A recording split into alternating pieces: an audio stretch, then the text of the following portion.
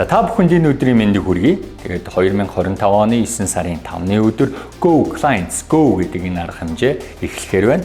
Хөрөнгийн зах зээл дээр ямар ашиг олох вэ гэдэг сургалтыг би хөрөнгийн биржийн захирлын зүгээс бол тавина.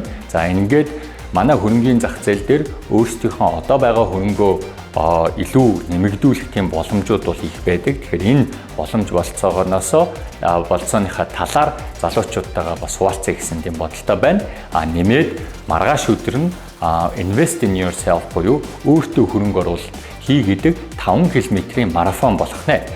Хөрөнгө оруулалт гэдэг бол нэг талаасаа бид нар ирээдүйд ямар эрсдэл учирч болох вэ, юу ч тохиолдсон бид нар энд хадгаламж хөрөнгө оруулалт хэлбэрээр байрсан мөнгөө эргээд өсгөөд одоо бороотой өдөр таарлах юм бол энд ашиглана гэж хөрөнгө оруулалт бол хийж байгаа. Харин 5 км-ийн марафон бол та эрүүл мэндтэй өөрөө хөрөнгө оруулж байгаа нэг үйлдэл юм аа.